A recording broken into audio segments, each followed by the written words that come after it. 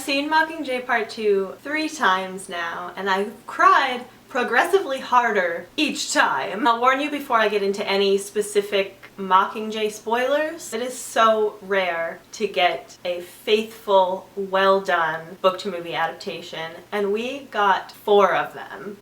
Well, 3. I'm still so bitter over so much of that first movie. I wish Francis Lawrence could go back and remake that first movie. He was such a godsend to the Hunger Games fandom. And I don't mean to just trash Gary Ross, because there were some really good things about the first movie, mainly the cast. I will never understand how they did such a painstakingly perfect casting job and then screwed up the easiest part of the whole thing. I still remember the Tumblr-wide celebration when Francis Lawrence took over and we got this first picture of Buttercup and we all knew that everything was gonna be okay. Francis corrected almost everything that the first movie screwed up, except the one thing he couldn't fix, which was Peeta's leg. It sounds horrible of me to say that I wanted my baby to have his leg cut off, but he did. Peeta is an amputee, and Gary Ross just decided to ignore this fact completely. People with disabilities are not represented enough in popular culture, and this was an incredible chance to showcase a person with a disability in a major blockbuster series that appeals to all ages, all genders, and they threw it away. He's living with this new disability. He overcomes it, and it's so powerful and important to represent that. That will always be my biggest disappointment in this adaptation. But enough complaining, because Mockingjay Part 2 was perfectly done. Not going to be for everyone. Just as the book is not for everyone, Mockingjay really divided all of the fans of Hunger Games and Catching Fire. When that came out, so many people hated it. I sort of understand why, but I feel like, I mean, everyone is entitled to dislike whatever they want to dislike, but I feel like a majority of the time when I hear people saying what it is that they dislike about it, it's because they're missing the point the story was trying to make about the futility of war. You're looking for a superhero story. That is not what this is. This is about a 17-year-old girl who is forced into this situation she does not want to be in. It's dark, it's grim, it's highly political, it's very realistic in this future dystopian world. Pretty powerful commentary on the way we're living right now. If it didn't touch on the PTSD and the real effects of war, and without all of the senseless death that war entails, it wouldn't make its point. It wouldn't have any impact. I just think it was so powerful, so well executed, and the movie captured every important aspect of that book. And if you love the book, then you're going to love the movie. I have my notes because I don't want to forget anything I wanted to say, but from here on out it's going to be nothing but uncensored spoilers. So if you haven't read the book, if you haven't watched the movie and you don't want to be spoiled, then oh my god, Josh. I love Josh. I've always loved Josh. And I had no idea he had this in him. He was amazing. This astounding, raw emotion. I can't even make sentences. He blew me away. So that's when the tears started. Very first scene. Not a good sign. And when Katniss was being held at gunpoint and she said, "I'm done being a piece in his game, Peeta!" I love her using Peeta's words, such a callback to the very beginning of everything, and she's finally realizing what Peeta has been saying all along. And when Peeta arrived, comes out of the truck and arrives with the squad, muttering to himself to remind himself of who he is and to try and just keep himself there. Oh my god.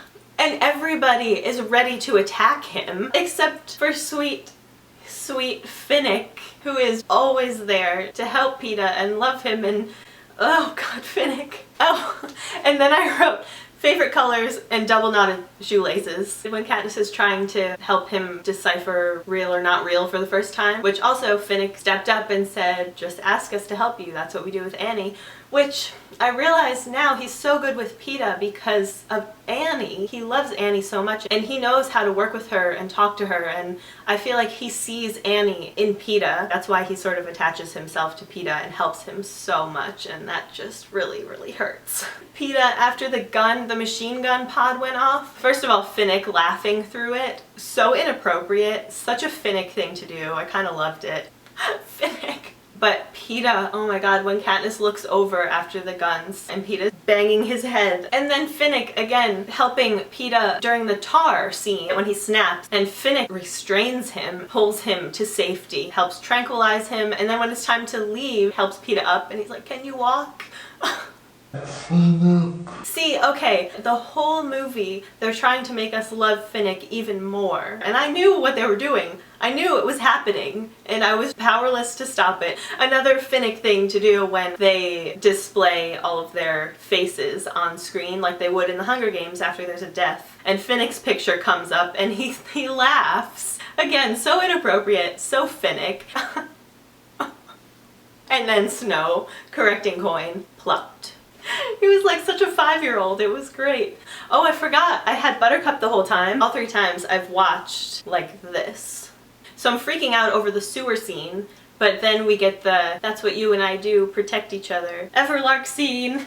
I loved it, but I feel like I couldn't even enjoy it because I was feeling sick, knowing that Finnick's end is coming. That was the most suspenseful scene I have ever watched. Oh god, they're coming. And nothing would happen. Oh god, okay, they're coming now, it's happening. And nothing. I start to relax for like the 4th or 5th time. There they are! Horrifying! Peeta. He has been given no weapons, and he pulled that mutt off of Katniss to save her. And then he's trying to attack them with his bare, cuffed hands. Saw Cressida get Peeta out, and then it's just Katniss, and Finnick comes in with that trident. He is taking them down, saving everybody, and he throws his trident to save Katniss, throws away the only thing he has to defend against them, to save her life, and she gets out of there, and he's on that ladder so close to getting out, and he just can't. Cressida got Peeta out, and Finnick got Katniss out, but nobody's there to get Finnick out. This is the moment I was dreading the most going into this movie, and it was so much worse than I was expecting. In the book, it happened so fast, but in the movie, oh my god, he was so heroic, and it was so clear that he was saving everybody's asses. And Katniss is screaming his name, and he's screaming her name. Oh god. No, it's not over yet. When they get up out of the sewers, and the first thing Katniss sees is his picture on the wanted poster, and she's like, Cressida's like, no, we have to keep going. Oh, and also, Peeta loses it again in that moment, and we got the stay with me scene. It couldn't even Finnick.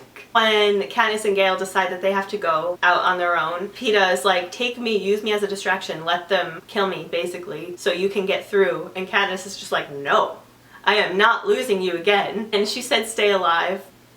The Rose Garden scene, that was so poignant when she finds out that Coin is the one who dropped those bombs. Oh, and the bombing scene, oh my god. I was still crying over Finnick at that point, but that one was really tough to watch. But when Katniss finds out that it's Coin who's responsible, like Snow and Katniss were both pawns in Coin's game, it's so chilling and such a terrifying moment. Where does this cycle end? Goodbye, Gale! I am so happy with how she said goodbye to him. It was so well done. The distance between them in the room, everything. A lot of people seem to blame Gale for Prim's death, but he's not to blame. He aided in the creation of a weapon of war. He didn't release the bombs. I have never liked Gale, but I never blamed him for her death, and the movie made it very clear that she wasn't just cutting her ties to him because of that bomb. It was everything. Gale represents everything Katniss detests and is trying to escape from. Anger and war and death. His whole mentality about the fight disgusted her throughout the film. You could really see it on her face. She was just so pissed at him through the whole movie. It was so great. And he's just so freaking whiny. I don't stand a chance with you unless Peeta gets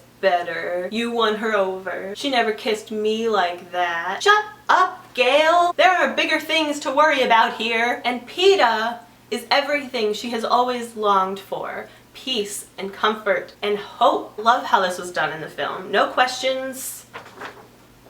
Bye, bitch. After Katniss kills Coin, she goes to take that poison and kill herself because she just wants out. She's done. And Peeta comes over to her and knocks it out of her hand. Was that clear in the movie? You saw Katniss put that pill into her little shoulder thing, but when that scene comes, she reaches up here and then Peeta knocks her hand out of the way and they're pulling her away. I just feel like if you weren't looking for that moment or you didn't know what was happening there, that wouldn't have come across that he just saved her from killing herself. I'm glad it was in there, but I just feel like it wasn't clear.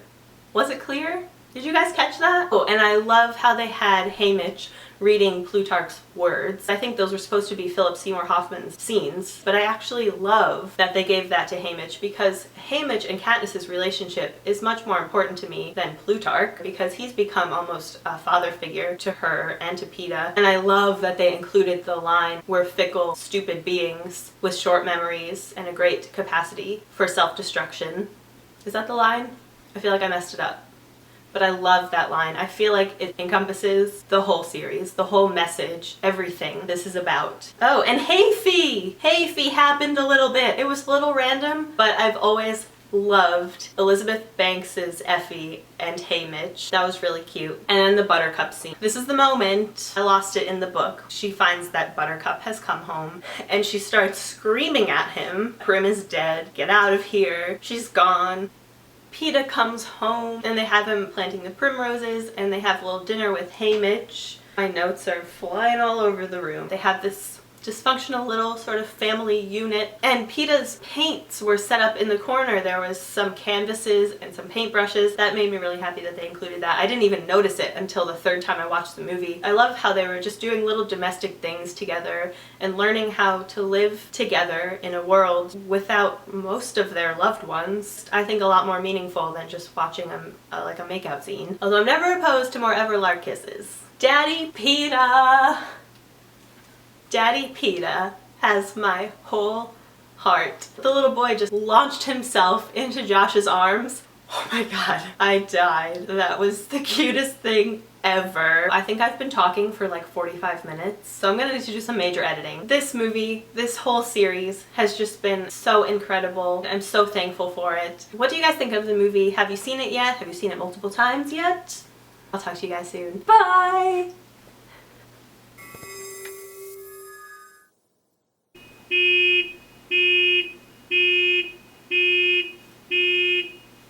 I'm trying to film here.